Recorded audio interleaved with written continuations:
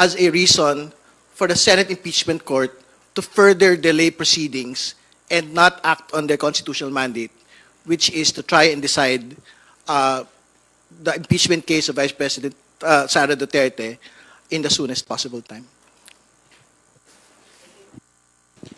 Thank you, Rose. Haji Camino from Brigada, please proceed with your questions. Good morning po mga Kongs. Recently po naging issue yung unmodified opinion na rating po ng Commission on Audit sa Office of the Vice President. Ang tanong lang po, and of course yung palasyo po kasi parang sinabi na rin po na nilinaw na po na hindi po nangangahulugan na kapag nagbigay po ng unmodified opinion ay lusot na po doon sa tinatawag na mga irregularities sa paggastos po ng pondo ng OVP. Pero ang tanong ko lang po with regards to your reaction din po, hindi po ba maapektuhan yung mga na-reveal doon sa mga hearings ng Good Government Panel dito po sa nilabas na unmodified opinion ng COA sa OVP? Thank you po. Hindi naman po, dahil unang-una, hindi porke sinabing unmodified, ibig sabihin wala nang problema. Dahil kung wala pong problema, yung pagkakagamit po ng pondo ng OVP, di sana hindi rin po naglabas ng Notice of Disallowance ang COA. So, maliwanag naman po ang ating naging mga issue sa ating impeachment complaint sa mga articles. Ito po yung nilatag natin. Ang pinakamaganda po dito ay sagutin po nila ng maayos. Well, sususugan ko lang yung binabanggit po ni Congressman Joel at banggitin natin yung ibig sabihin ng unmodified opinion. Ang ibig sabihin po nito, or unqualified opinion, ibig sabihin lang po nito ay yung pong financial statements are prepared in all material respects in accordance with the applicable financial reporting framework. So basically, katulad ng binabanggit po ni Congressman Joel, sumunod ka lang dun sa framework kung paano ho dapat ino-audit yung ahensya. So, walang problema doon. Pagka lumabas ka doon, edi magkakaroon ka ng, lalabas ka doon sa binabanggit na unqualified or unmodified opinion. No? Pero again, hindi ibig sabihin nun, wala nang, yung notice of disallowance doesn't exist. No? Yung 73 million na pinapasoli, pinapasoli pa rin po hanggang sa araw na ito. So, ibig sabihin, iba hong ruta yun, ibang batayan kung bakit po may ganun pong notice of disallowance na ibinigay dito po sa OVP. Follow-up lang po. So sa makatwid, kahit po gamitin ng kampo ni VP Sara ito pagdating ng impeachment trial na kumbaga nakakatanggap nga po sila ng ganitong rating mula sa COA, hindi pa rin po uubra yun? Sa akin po paniniwala, hindi po. Dahil paano po nila ipaliliwanag kung paano nila ginamit o ginasta yung 125 million in 11 days. Kahit naman po hindi tayo auditor, kahit hindi naman po tayo COA, tingin ko naman po, hindi naman po kinakailangan maging matalino para masabi na wala, na ito'y may problema o wala. Again, babalikan din ho natin yung ilan po sa mga ebidensya, no, particularly doon sa paggamit po ng mga safe houses. Ang pinag-uusapan ho natin sa safe houses dito, ang presyo ng upa, parang presyo ng upa sa mga exclusive na mga village, sa mga condo ho sa BGC.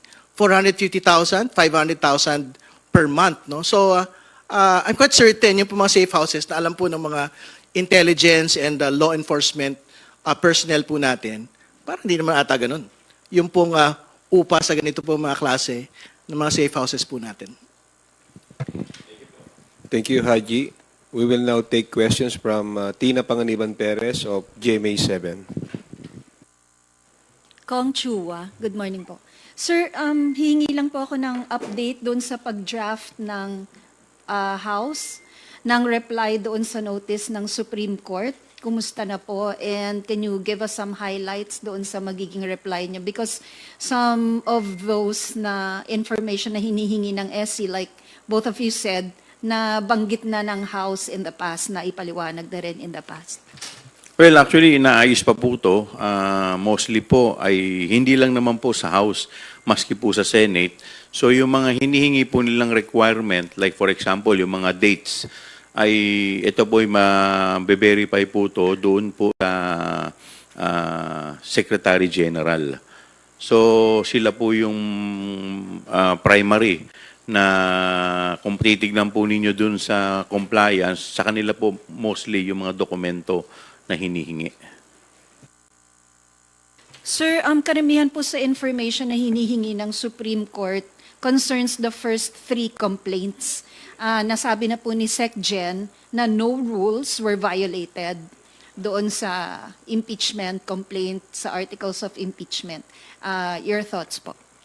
Tama po. Dahil kagaya po ng binanggit po kanina ni Congressman Terry, yung po dun sa kaso ng Gutierrez versus sa House of Representatives, dito po, pinapayagan po na i-collate po muna lahat ang impeachment complaint bago po i-refer ito. Dahil unang-una po, kung ganun po magiging batayan natin, kung sinong unang mag-sasubmit, di ang mangyayari po sa susunod, parang magiging paunahan na lang.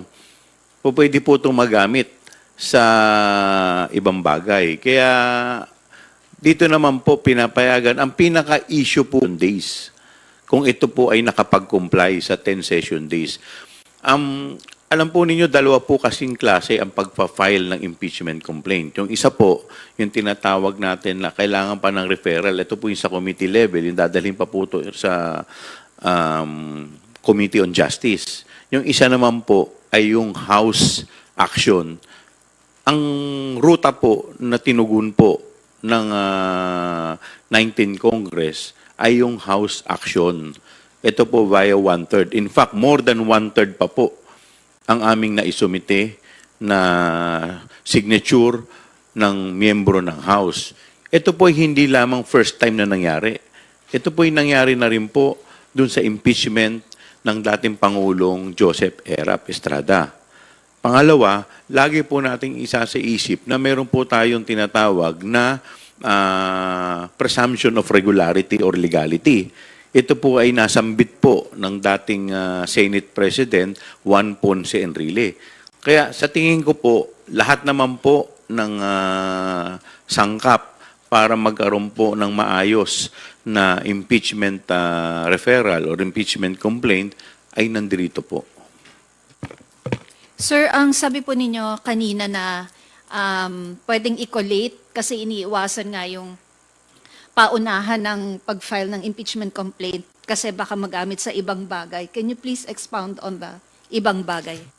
Ay, halimbawa po ako, kakampi po ako ng presidente. Every year na lang po magpapail ako kahit na walang kakwenta-kwentang impeachment para at least ma-meet ko yung 1 bar. Pag na-file ko na, at kung nandoon sa rule, dapat paunahan, di tatransmit lang po. The following, magantay na po lahat. So, pwede po kasi itong magamit para sa kakampi ng kung sino man ang ipapa-impeach natin. Sir, not to preempt the SC, are you confident that it will side with the House on this issue?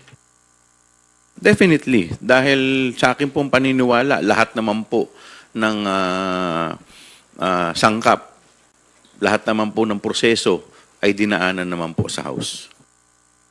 Baka po si Kong Ridon may madadagdag. Well, tingin po natin ang magiging tanong no, ng SCI, particularly dun sa first 3 complaints, no, ay una, meron ba nag-file? Nangyari na ho yun.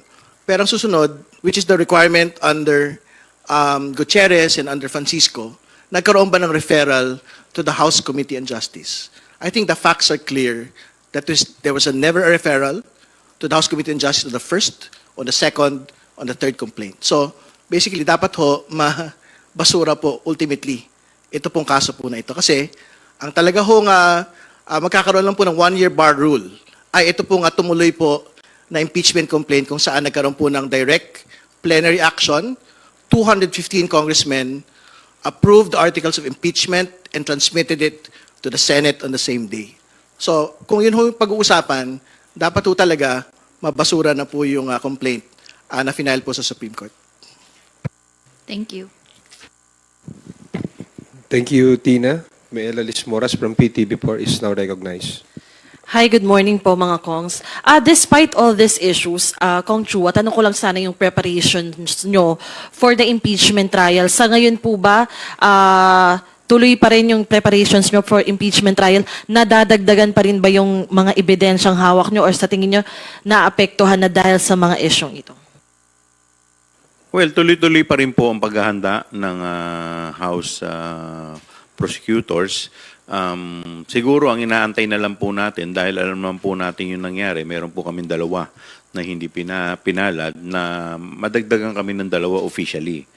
So, and in fact, marami namang ngayon pong batch ng 20th Congress, marami rin. Kahit naman hindi magiging part ng prosecutors, marami po na po pwede rin naman makatulong sa amin ng mga abogado. Kagaya po ni Congressman Terry, isang mahusay din pong abogado. So marami naman po yan. So basta't kami po tuloy-tuloy, yung mga ebidensya po na nilalakap po natin ay nandiyan pa rin po, intact pa rin po. At makakaasa po kayo, basta't ang kinakailangan lang po at ang hinihingi lang po namin ay mabigyan kami ng pagkakataon na mailatag yung ebidensya dito po sa impeachment complaint.